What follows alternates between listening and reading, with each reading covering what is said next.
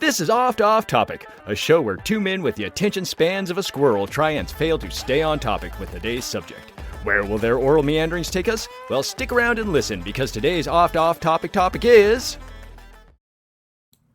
Part 2 of our series on the life and times of Scrooge McDuck. In our first episode, we talked about the fascinating lineage that Scrooge was born into and the events that brought him to America and beyond in search of treasure. In this episode, we follow Scrooge to the Klondike as he continues on his quest to become the richest duck alive. Scrooge gets a job shoveling coal on the SS Southern Cross out of Pert, and he's on his way to Skagway, Alaska, which he reaches in 1896. Once there, he runs into none other than Wyatt Earp, who's currently running a saloon up in Nome, making money off the gold rush. Wyatt immediately recognizes Scrooge as the buckaroo of the Badlands, the maverick of the Montana cattle wars, the Pison of Pison Bluff, and the terror of the Transvaal, and also is the orneast cussed in the Outback. Meeting someone with more clout than himself, Wyatt Earp invites Scrooge for a drink at the saloon. And while there, a gunslinger shows up and demands to duel Scrooge. Wait, let's try that again. Well, there, a gunslinger shows up and demands to duel Scrooge, but old Wyatt refuses to believe he's there to duel anyone but him, and a scuffle ensues. The saloon gets trashed, and Wyatt Earp gets his toe shot off. The sheriff shows up and escorts the two away, leaving Scrooge to foot the damages to the saloon. Cost him $100, all the money that he had, and now Scrooge is once again broke. Happens to Scrooge a lot. Shows up at a place with some money, winds up broke instantly. Or, shows up a place, gets a ton of money, and then, just so happens something happens where he, loses everything but. Right, back to square one he goes. Yeah. Now that he's broke, Scrooge decides he must now resort to what he calls dirty and shameful means. He needs to take out a loan. Dun, dun, dun. Naturally, the only person he can find to give him money is a crooked loan shark named Soapy Slick. How crooked is he? Well, as soon as Scrooge signs the loan papers, Soapy says, "Hey, see that gap right there between the 10 and the percentile mark? Well, I'll leave that there so I can sneak in an extra zero. Nya ha ha ha ha ha ha. Now you owe me 100% interest every month, not 10%. By the way, the Soapy Slick guy, he's actually based off of a real-life person who basically traveled around the Old West and made his way up to Alaska eventually, and he was basically a crime boss who went around screwing over people and being a hustler and giving out fake loans and this and that. Basically the way he was in this comic. And he's mainly known for he got the nickname Soapy by selling bars of soap. He would have individually wrapped bars of soap, and he would claim there's prizes inside of each of those. And he would have plants in an audience come up and they'd be the one to be like, "Look, I won $20 out of this bar of soap." And he'd basically get bidding wars going on these bars of soap that were essentially useless, but he'd be able to sell them for massive amounts of money. And then hop in his coach and then just speed off to the next town. Did that all and once again, how was he not murdered over and over again? Because they get the hell out of town before people realize what's going on. Yep. Just as it was easily kill someone and get away with it, it was just as easy to escape and never be seen again. Yep. Back then it was like, hey, I'm going to start a new life. I'm going to abandon my family, my job, and everybody I know. And they do that by moving 2 miles out of town. And nobody ever sees them again. It's like, what the hell? A lot easier to disappear back in the day, I'm guessing. Oh, yeah. Oh, Scrooge realizes that if he just tries to fight Soapy with a letter of the law, it's just going to take up valuable mining time. So he decides it's best just to get gold as quickly as possible and pay off that loan as soon as he can. So Scrooge takes off up Chilkoot Pass. And this was the actual path that miners had to take to get to the Klondike. And it actually involved 1,500 steps carved into ice going nearly straight up the mountain. These were known as the Golden Stairs. So, everybody wanted to get in on the Klondike gold rush up there. But to make sure people weren't dying left and right, the Canadian government mandated that all miners heading into the area prove that they have 1 ton of supplies to make it through the harsh environment. Half the weight was to be in food, and the other half to be in supplies, like mining equipment and the such. Yeah. And since the pass and stairs were so narrow, only one person at a time could make it up the pass, and typically you could only carry 60 to 100 pounds at a time.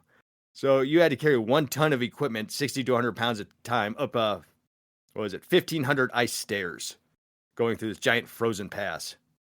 And you could you saw that comic panel where there's that huge long line of people going up the Chilkoot Pass?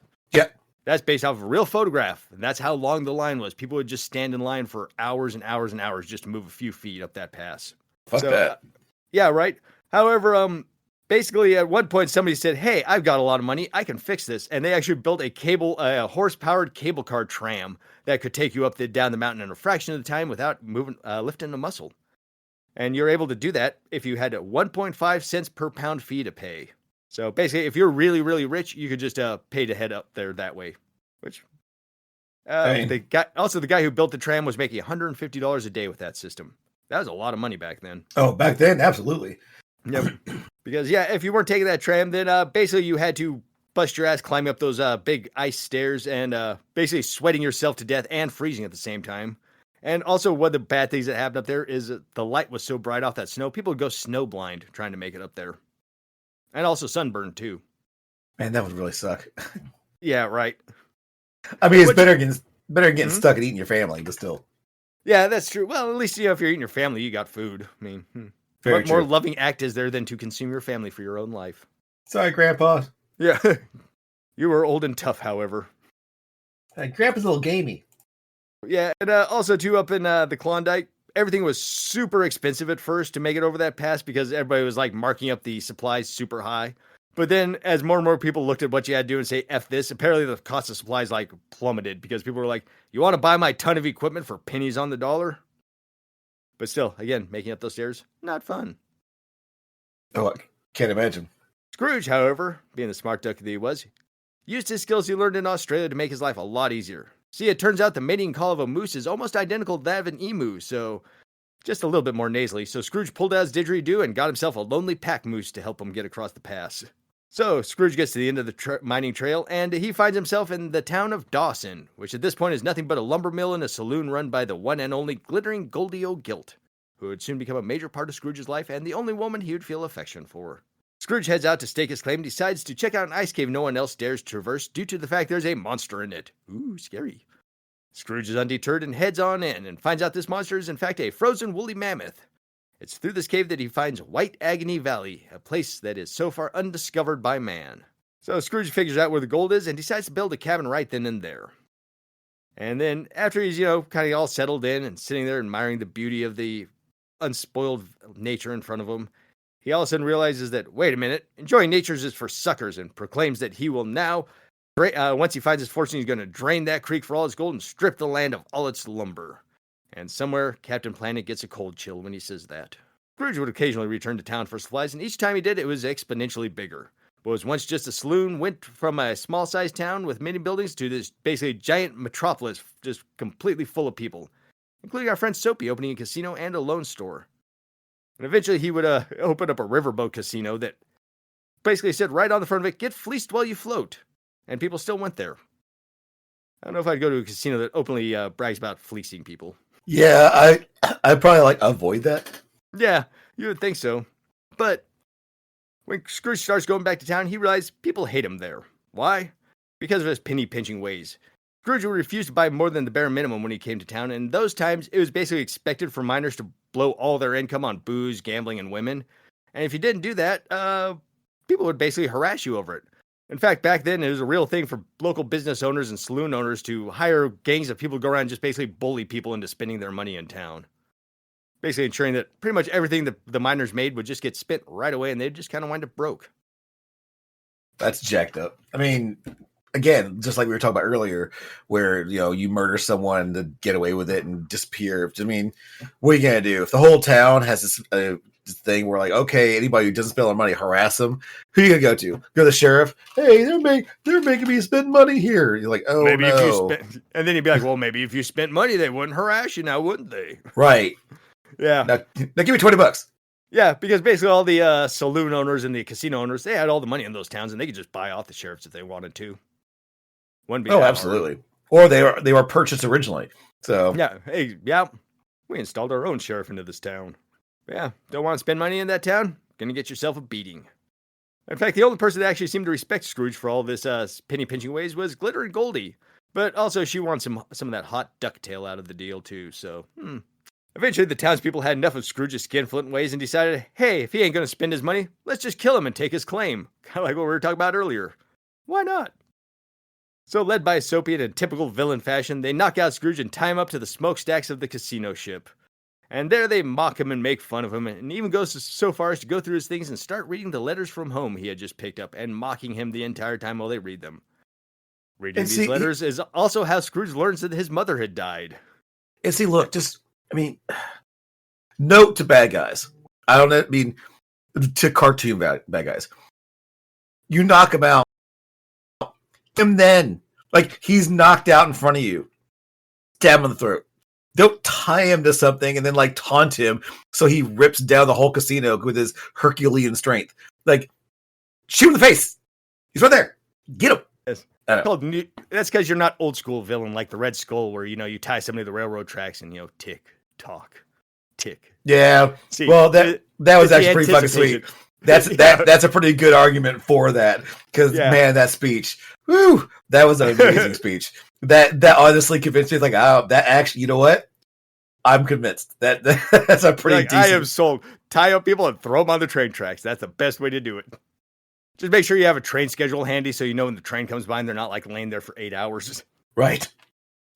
Or like a Red Dead Redemption 2 where you lay it down like, God damn it, I gotta stay away from this fucking train. Ha! Just sit there whistling and whittling away while you're waiting for a train.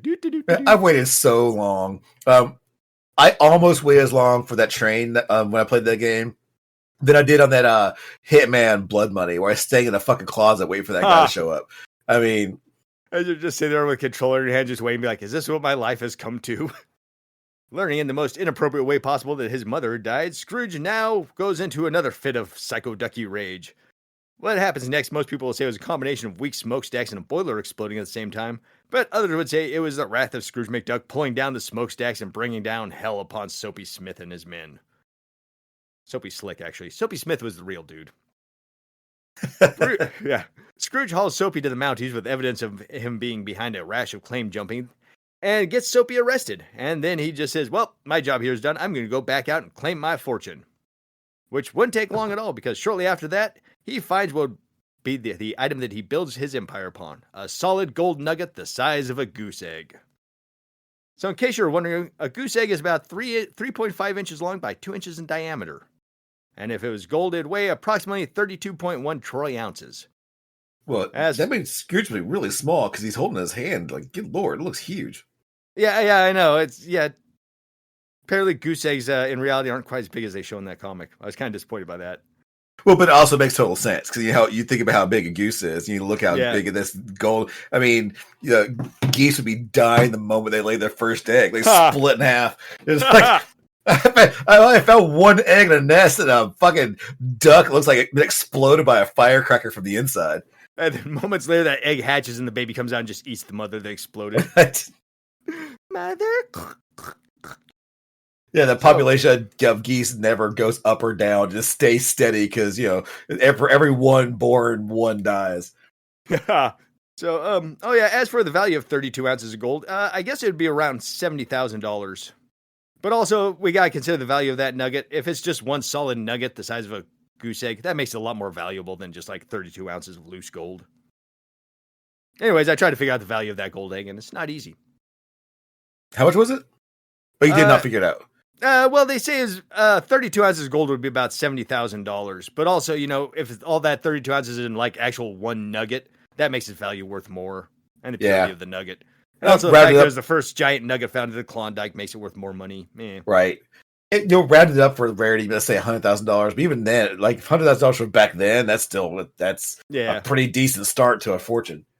No, actually, no, I think that was converted. So it'd be like $100,000 by today. Oh, really? That was converted? Yeah. Well, it's still, you know what? Fuck it. I mean, if I got $100,000 right now, that's a pretty decent amount. $100,000, bah, it's not worth the trouble. Keep your money.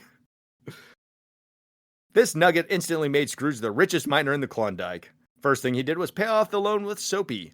And that would be the only loan Scrooge would ever take out in his life.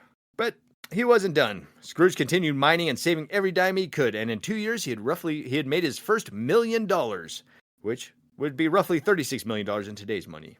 But once he made his first $1 million, about that time, White Agony Creek was getting tapped out of gold. So Scrooge decided to do what pretty much all rich people say to do: make your money work for you.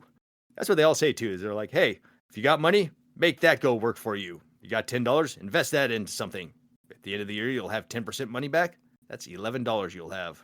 That $10 just made you $1, and you had to do nothing. See, I've actually I thought about that. Like Jen and I were talking about that, where it's just like, if you're poor, it's harder to make money. Like, you just sell your time and effort to get to bring in money. But if you're rich, then you could just invest that money in certain things. And like a lot of times you just don't do shit. Like, hey, I'm I'm gonna throw it at this thing, and now I'm just getting like money sent to me without like, where's this check come from? Oh, right, I invested in this thing over here. Or I don't know. What all rich people say too is literally that. It's like once you get enough money, it's pretty easy to make money because you just send that money off to go do actual physical work for you, basically. Right. You send that money off to go work at Walmart in the form of stocks and whatever. And then you just kind of let it happen. Yep, you just let it, the money just roll in, effortless and easy peasy. We make it sound so easy. Anyways, so Scrooge opened himself a business buying gold, evaluating claims, and financing miners to go mine these claims. This made him enough money to start branching out to other industries, and thus was born McDuck Lumber, McDuck Fish Oil, McDuck Shipping, and the famed McDuck Lemonade Stand. All big hits in Alaska. Famed? Famed, yes. But you haven't heard of it? Well, that's on you, buddy. A few years later, and Scrooge is now a billionaire, and to celebrate, he spoils his employees by buying the office a wood stove, getting great praise by his employees. I remember seeing that line, or that little thing. I'm like, man, fuck you, Scrooge. Like, yay, warmth. Whatever. And then they were all, you're neglecting the panel, had them all, like, literally, like, bundled up like it was in Alaska. Yeah. Yep, they're all in an office in Alaska with, like, no heat until he made his first billion. Then he's like, I'll get you a wood stove. And he's like, oh, thank you. It's such a kind man. He's like, yes, I'm generous. I care about the people. Like, fuck you, dude. Yeah. Right. Oh, yeah. In case you're wondering, $1 billion back then would be about $36 billion in today's money. So Scrooge would be a 36 billionaire by now. With his fortune in America secured, Scrooge decides to head back to Scotland and his family for good. And also to finally visit his mother's grave. It's 1902, and when he first arrives back in Scotland for the first time in 22 years, the townspeople have gathered to see the return of Scrooge McDuck. Not to praise him, but to hate on him, calling him a robber baron, scolding him for ignoring his homeland and forgetting his roots and the such. Scrooge immediately fires back and basically tells him to F off, and was like, hey, that's not the greeting I expected, to which they're like, oh no, he's oppressing us, boo Scrooge. Right, they clutch their pearls, like, dude, fuck off. And I believe they even initially just started hucking like tomatoes and stuff at him as soon as he like got off his carriage. Yeah, it's like, well, what do you expect, man? Yeah, like, right. I don't know, maybe kiss his butt and maybe get a job or something. I don't know. Or come up with an investment opportunity for him. That's what I would do. Yeah, they sure do. Immediately, they start throwing tomatoes at me. He's like, hey guys, how's it going? I returned. They're like, whack, f you. Yep, we hate you. You've changed, man. It should also be noted that he shipped all his cash along with him back to Scotland in barrels so he could play in it, swim in it, and burrow like a badger in it. And when he sees this, Scrooge's dad exclaims, my son is crazy as a loon. To which he's reminded that when you're rich, it's not called crazy, it's called eccentric. Exactly. Ain't that the truth? Realizing he's lost touch with the common Scot, Scrooge decides he's going to enter the Highland Games and hires a young lad named Scotty McTerrier as his trainer for the games. Scotty is super excited at first because, hey, I bet the pay is good with such a rich duck. It's not. Scrooge offers him 1 farthing, or roughly 1 penny an hour for his work, which is about the equivalent of 34 cents an hour in today's money. That's, not great pay. No, it's not. He was a sucker to take it. Yes, yeah, he was, yeah. Although it kind of worked out for him, as we'll see in a minute. Maybe, sorry. Maybe. Hammer toss, sheep shearing, fishing, the caber toss, poetry, and golf were the events at the games this year. And indeed, those are actually real games at the Scottish Highland competitions over the years.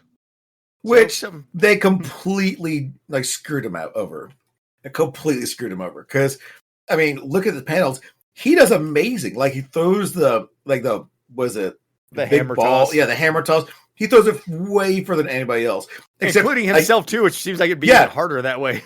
It's stuck to his wrist, and so he goes flying with it, and they're like, only count it as far as from his wrist to the thing. Like, oh, fuck off. And then he shears a sheep, and so fast, he accidentally shears a little bit of the farmer, too, holding him. I'm like, nope, you don't get points for this. It's like time and time and time again. Also, too, like the sheep shearing thing, they wait until after he's done to explain the rules to him. It's like, you could have, told him beforehand. Yeah.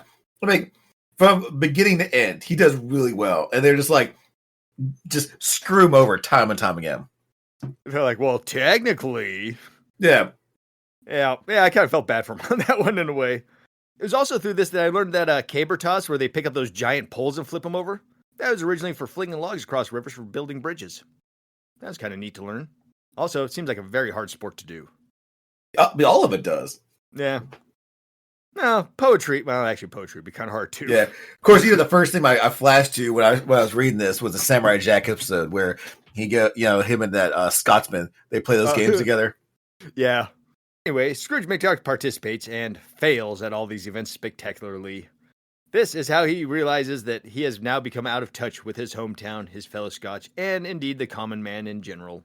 But again, as we just said, he did not fail spectacularly. He did great. He just got fucked over. He failed spectacularly in the eyes of the Scottish people. I'll give you that one. Okay, yeah, okay.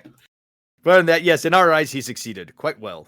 Scrooge then decides it's time to relocate and shows his family a deed that he bought off a man named Casey Coote that gives him a 10-acre hill in western USA in a settlement called Duckburg in the state of Calisota. So DuckTales takes place in Calisota, in case you ever wondered. I did not know that. Yeah. I think one point they showed it on a map in DuckTales, but other than that, they never really brought it up. Anyways, it's Scrooge's goal to go here to Duckburg and build his empire. He wants to bring his whole family with, but his father says, nah, he's way too old to be and tired to be traveling at this point. But he insists that the two sisters leave with their brother. So Scrooge hires Scotty McTerrier as a caretaker for the estate, and not saying how much you paid him either, probably nothing. And Scotty McTerrier stays behind to help Scrooge's father out, while Scrooge, Hortense, and Matilda all hop in a carriage and head off into the sunset with their father waving them off goodbye. Then, moments later, the father would promptly just die.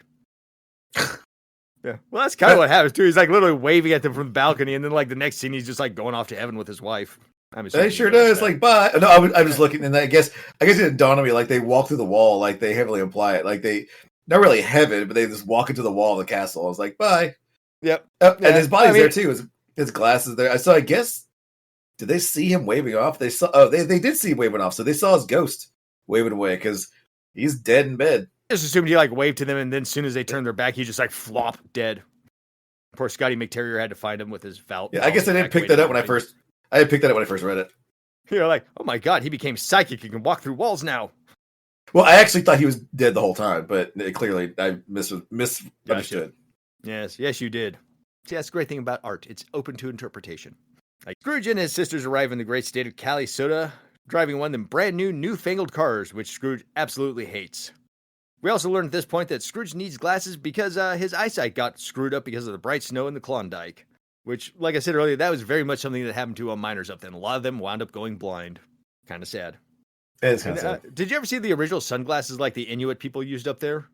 They're basically made out of bone, but basically just these big old eye covers with just the tiniest little slit in them to allow you to just the minimum light to get through so you could see. They're really cool looking, actually. Also, Inuit people, you gotta respect somebody who's lived in Alaska since the dawn of time. That takes some chutzpah. It does. I mean, at what point do you be hey, it kind of looks nicer over there. Maybe we'll go someplace a little less hostile. Oh wow, that's pretty cool. Little snow goggles. They look like a, I don't know, almost like I don't want to say a villain thing, but yeah, they look ridiculous. Yeah, they kind of do actually. They sort of look like something like a bad guy in a Marvel comic would wear. Well, I see this one kid look like Geordie LaForge. It'd also be kind of intimidating if all their warriors were wearing that, coming running at you oh god, dead soulless eyes. Dead soulless eyes. Well, I mean, it also I don't know. You'd think after a certain amount of time they would evolve to eventually, get their eye. I don't know, but yeah. It's pretty ingenious. I don't know. I wouldn't wear it. That would drive me crazy. But then again, I'm not walking around in snow all the time. I was about to say, I don't think they really wore it out of joy. I think it's more of a necessity kind of thing. Yeah, and also, I mean, there's old man Nathan blind because he didn't want to wear glasses, and you're I stand by that decision. Those things look stupid. There's also not. I would assume there's not a lot of obstacles in the frozen tundra. Whereas here, I'm tripping over the couch. I'm trying to make it across the room. Over there, it's just snows and the occasional ravine you might fall into. So, when they get to Duckburg, they meet up with the local landowners, the Coots, which is Humperdinck and Elvira Coote with their children Daphne, Eider, and Quackmore. Turns out Quackmore Coote, the son, has a horrible, awful temper, and he and Hortense immediately are at each other's throats and suddenly develop a fancy towards each other, too. To which Humperdinck notices and quips, I shudder to imagine the kid that would come from that unholy union. They would eventually have a kid, one Donald Duck. Donald Duck. Donald Duck. The Coots give Scrooge the lowdown on the area. What he bought was known as Kill Mule Hill, which, that's kind of scary sounding, Kill Mule Hill. Right. And at the top of it is Fort Duckburg, where Grandpa Coote ran the Woodchuck militia group from. However, the fort is now run down and in shambles and is being used by the local boys club, the Junior Woodchucks, as their little hideout. Scrooge says, well, those guys are freeloaders now, and that's my place, so I'm going to go kick them out. And he basically does, too. He goes up there and just say, hey, kids, get out now or there will be trouble. And, some tact might have helped in this situation because being the ass he was, the Junior Woodchucks decided that maybe they need to investigate this man kicking them out of their clubhouse. Well, pretty quickly, word got across the country about a foreigner with lots of money that's laying claim to American soil. And when President Teddy Roosevelt hears about this, he says, wait a minute. Foreigners taking on the fighting woodchucks? I remember them back in the day. This is a travesty and must not stand. And he militarizes the entire army and navy and sends them off to Fort Duckburg to fight out this foreign invasion of money. Also fucked up. Like, that's totally illegal. Like, it is not illegal for someone to buy land, regardless of whether they're born America or not. Like, and she's like, no, we can't take this. I mean, that is straight up fucking exactly the kind of. It's not. That's not capitalism. What is that? That's fucking. Not communism. No, it's not communism. It's like dictatorship. I don't know. Like, I'm sure there's something we're not thinking. Because I want to say communism, but it's not. It's not. It's where the government controls the means and supplies of everything. Right. So I don't know what it is, but it's not capitalism. Totalitarianism, maybe. Sure. That sounds right. I mean, you can't come here because you're foreign. Like, what the fuck are you talking about? Later on, we'll fire up Civilization 6 and find it out. There you go. That's the only source I have for such information. And what kind of power do these fucking little brats have? They can, like, complain their club has to take it away. Right. Also, they might have just be completely blatantly lying too. He showed up and he kicked us out and then molested us all and killed our dog in front of us. They pulled like an Eric Cartman. Right. Mr. Roosevelt, you need to come help us. This mean Scotsman. Anyways, while the military is mobilizing on Fort Duckburg, Scrooge is busy bringing all his money into the fort, and naturally, it's just him and his sisters transporting these giant barrels of coins, including making his sisters just roll these giant barrels of money uphill. Kind of a dick move. Yeah, I mean, what do you realize, again, is like, at some point, when the comic started, he was like, I want to say sympathetic, but, you kind of get behind him. As it goes on, though, you're like, I don't know, man. Some of these bad guys have a point, because this guy is being a total dick. Yep, it's like, I can understand why your sisters are pissed at you, dude. You're like not paying them and making them do all the work.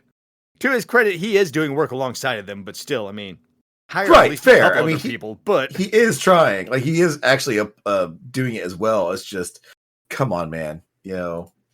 Spoil yourself. Hire some laborers. Help the economy out. But who should catch wind of Scrooge McDuck and his fortune showing up nearby? Why, the Beagle Boys, of course.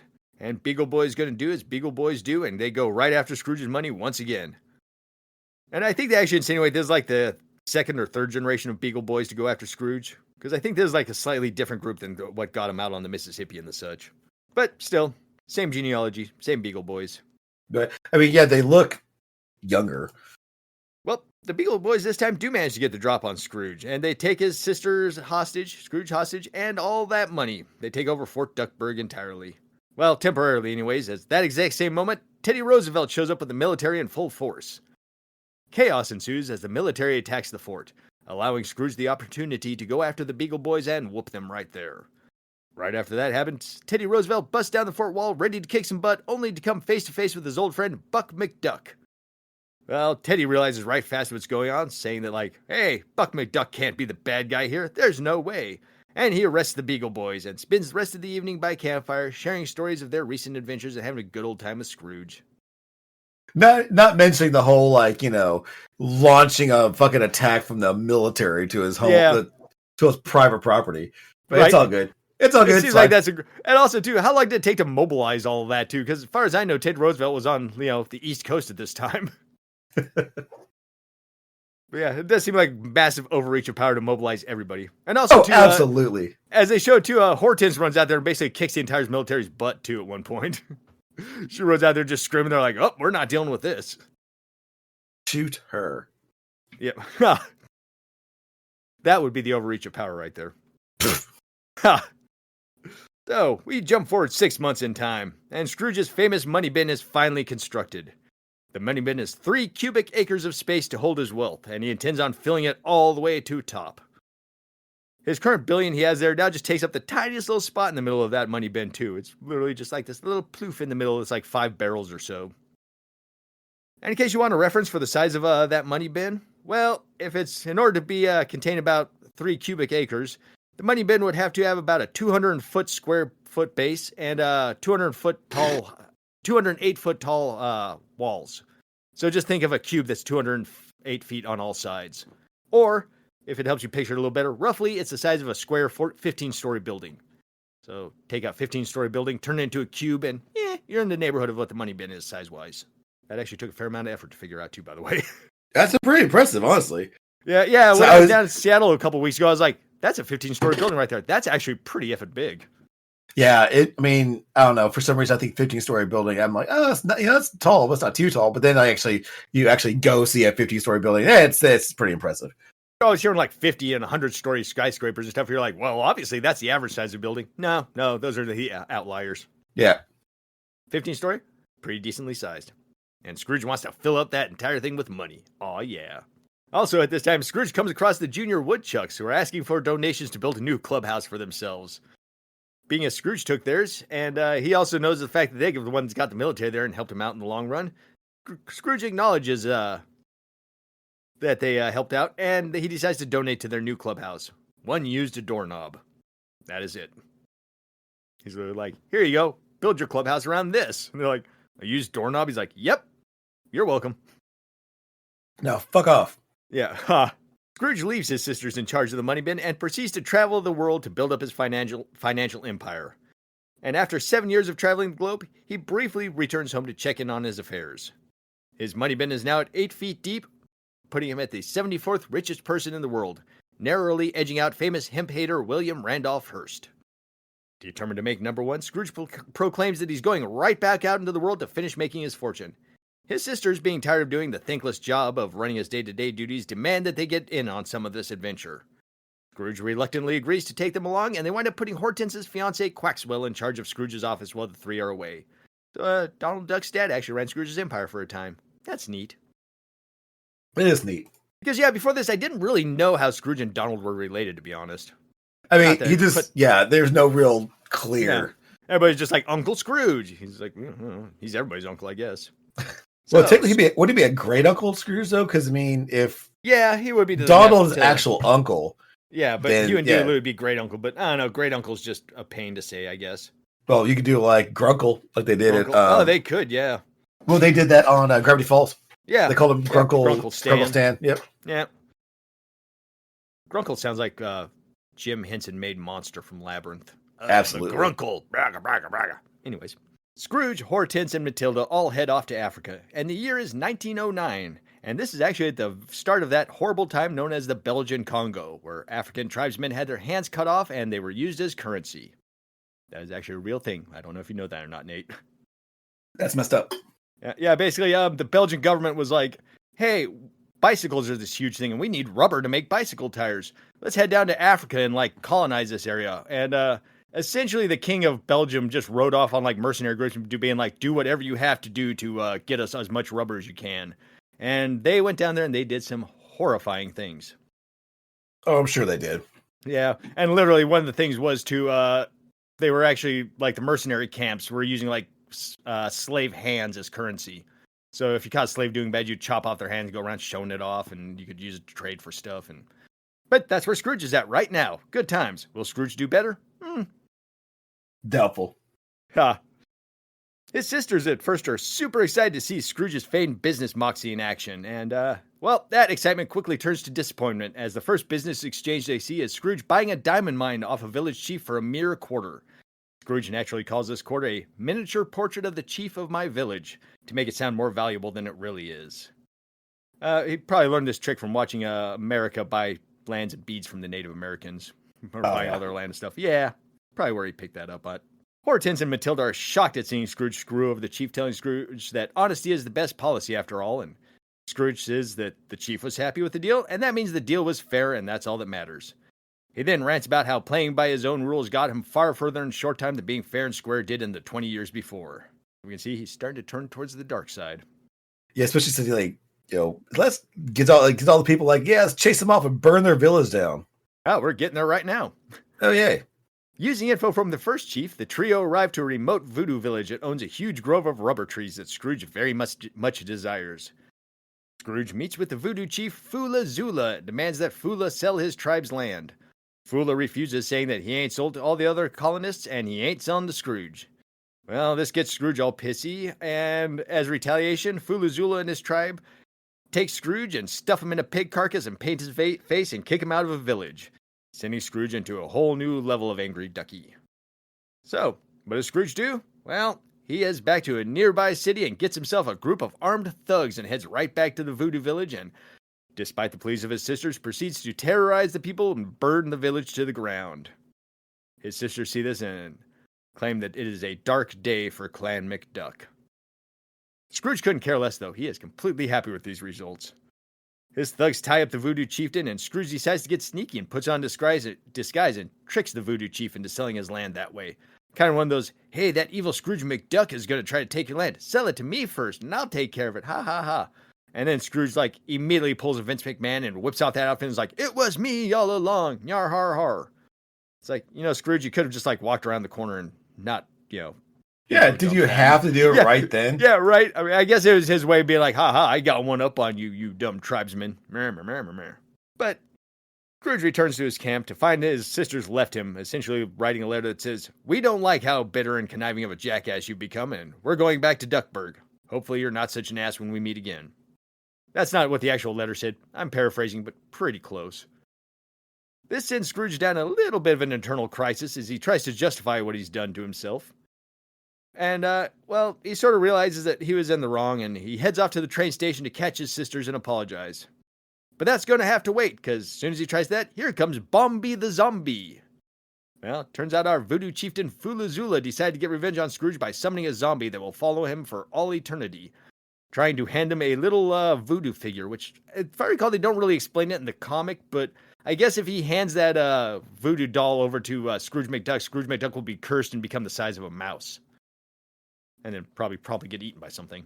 Well, that makes sense because he just on the comic he just gives all here, take this. He just holds him by the neck and is just like, However, this zombie does kind of suck because all Scrooge really has to do is just throw on a quick disguise and suddenly Bombi doesn't recognize Scrooge anymore. So, not exactly the most intimidating zombie you've ever encountered. No, he seems to be just as smart as the guy he tricked to sign that paper. Because, let's be real, he did not dress up. It wasn't like a Mission Impossible mask he put on. He changed his hat.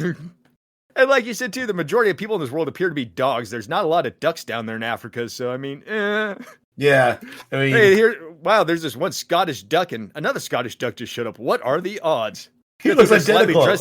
But they're dressed differently, so obviously it's a different guy. You know what? You're right, Nate. This is all on Fula Zula. Screw that guy. He deserved to be exploited. Let the record show, I did not say that.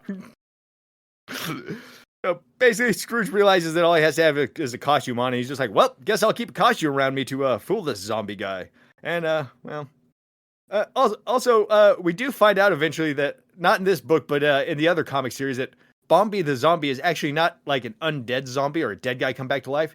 He's one of those African zombies that has a spell on him, so he's actually a real living person with thoughts and emotions. He's just stuck in a zombie-like state doing whatever he's told to do.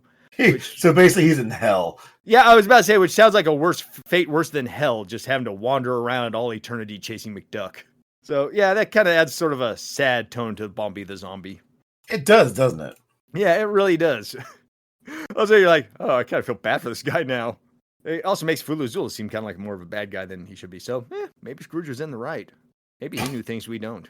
Anyways, Scrooge. It wasn't because he was guilty. It wasn't because he was greedy. It was because he had foresight. That's it. There we go. Yep. Scrooge is an act of karma. He is God's way of inflicting karma upon people. So Scrooge gets to the train station in an attempt to reconnect with his sisters, but as fate would have it, their train has already left. However, Scrooge learns that the Orient Express is going to be leaving soon and will take him up through Europe, where boat fares are cheaper, and also Scrooge realizes, hey, I can make a bunch of business connections on the way. Well, hot damn, my sisters can wait for a few, and on the Orient Express he goes. Fun fact, the Orient Express ran from 1883 to 2009. Pretty good run for that train. That's a pretty good run. I'm assuming they changed different trains over the years, probably, but, that route. Yeah. On to the Orient Express Scrooge goes. Where he ends up? Well, we're gonna find that out next episode, along with more fun facts. Stay tuned for more Scrooge adventures on the next episode of Oft Off Topic. This is where the ending jingle goes. This is where the ending jingle goes. I don't know if we need one, I don't know if we'll get one, but if we do, then here is where it goes.